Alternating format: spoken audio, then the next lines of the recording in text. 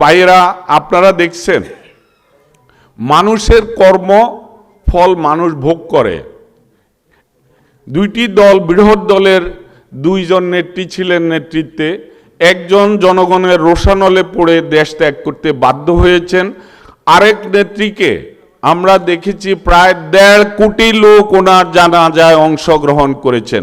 শুকর আলহামদুলিল্লাহ, এর চেয়ে বেশি পাওয়ার আর কিছু নাই। আমরা মনে করি ইনশাল্লাহ আমাদের নেত্রী এই মৃত্যু শহীদি মৃত্যু হয়েছেন এবং এই দেশের আলেম ওলামা, মসজিদের ইমাম, সর্বস্তরের দল মত নির্বিশেষে সকল মানুষ ওনার জানাজায় অংশ করেছেন।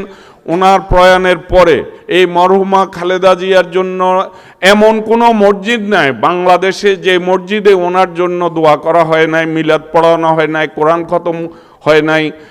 যতগুলো মাদ্রাসা আছেন, এতিমখানা আছেন, হেফজখানা আছেন, সব জায়গা থেকে ওনার জন্য দোয়া করা হয়েছে।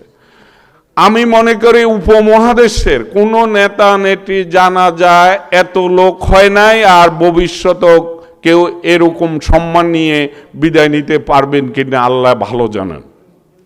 প্রিয় ভাইয়েরা, আমরা কেউ দুনিয়াতে থাকবো না, আমাদের কর্ম বেঁচে থাকবে।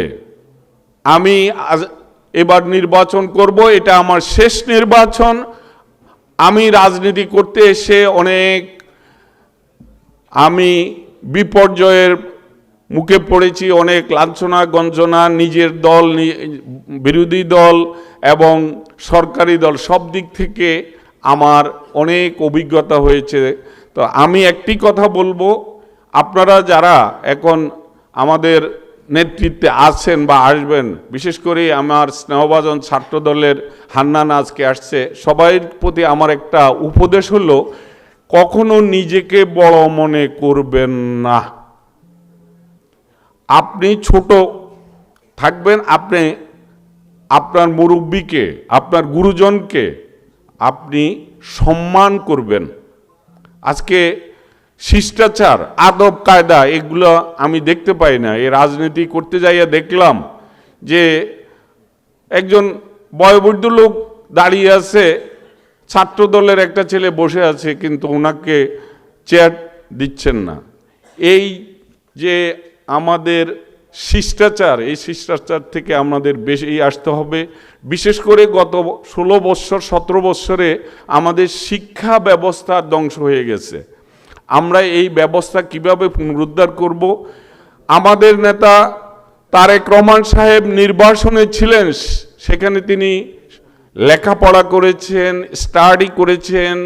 উনি ফ্যামিলি কার্ড ইন্ট্রোডিউস করতেছেন, এই ফ্যামিলি কার্ড নিয়ে আপনারা কথা বলতে হবে। কৃষি কার্ড ইন্ট্রোডিউস করছেন, যেটা আমাদের ইশতেহারে থাকবে।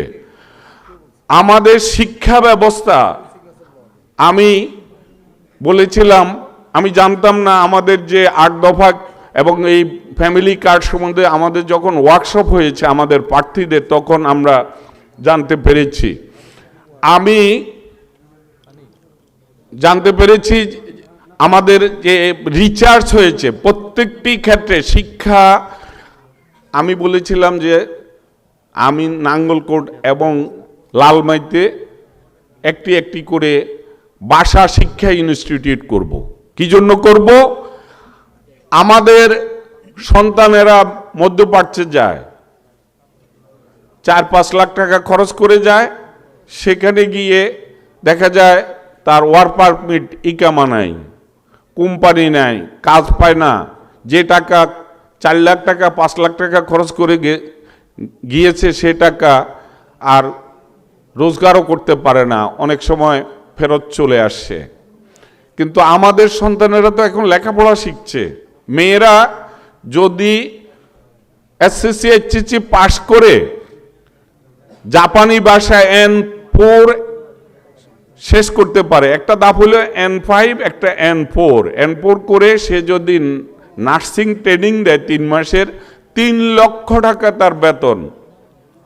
আমি জাপানে গিয়েছিলাম নভেম্বরের 2 তারিখে, সেখানে আমি 2টা সেমিনারে অংশগ্রহণ করেছিলাম। সেখানে আমাদের সাথে জাপানি এমপ্লয়ারদের সাথে কথা হয়েছে। আমাদের রাষ্ট্রদূত দাউদ আলী সাহেব এবং সেখানকার একটি সংস্থা জিটকো এবং আমাদের প্রবাসী কল্যাণ মন্ত্রণালয়ের সিনিয়র সচিব নিয়ামতুল্লাহ সাহেবও ছিলেন।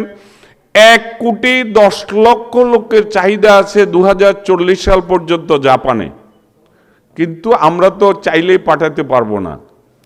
আমরা আমাদের দেশের মানুষের প্যাশন্স খুব কম, মানে বেশি টাকা দিয়ে কম সময় কিভাবে বিদেশ যাইতে পারি। আসি জিজ্ঞাসা করে, ভাই ইউরোপে যাব, আপনার কাছে আসেনি ভিসা, কত টাকা লাগবে? 20 লাখ টাকা দিলি, বললে 20 লাখ টাকায় রাজি। যদি সময় বলি যে 1 মাসের মধ্যে যাইতে পারবো, যদি বলি যে 6 মাস লাগবে, তাহলে কিন্তু রাজি হবে না। এই যে দক্ষ হয়ে বিদেশে যাইতে চায় না, আমাদের German, Japan, Korea, France, Italy, Poland, প্রত্যেকটি ইউরোপের দেশে দক্ষ শ্রমিকের দরকার আছে, কিন্তু দক্ষ হয়ে যেতে হবে। আমরা সেজন্য আমি বলেছিলাম যে আমরা ভাষা শিক্ষা ইনস্টিটিউট এবং ট্রেনিং সেন্টার করব। একজন দক্ষ ড্রাইভার, একজন হেভি ড্রাইভারের 3 লক্ষ টাকা বেতন জাপানে। জাপান যারা ভ্রমণ করেছেন দেখেছেন, এত সুন্দর, নিট অ্যান্ড ক্লিন এবং এত ভদ্র দেশ পৃথিবীর মধ্যে আমি আর দেখি নাই। তা আমরা, আমাদের নেতা সেই কাজটি 4র্থ শ্রেণী থেকে ইংরেজি এবং বাংলা শিক্ষার সাথে একটি 3য় ভাষার শিক্ষা বাধ্যতামূলক চালু করবেন। এটা আমাদের ইশতেহারে থাকবে। আরবি, জাপানি, কোরিয়ান, জার্মান, ফ্রান্স, ইতালি এবং ম্যান্ডারিন। ম্যান্ডারিন হলো চাইনিজ, চাইনিজ ভাষার নাম হলো ম্যান্ডারিন।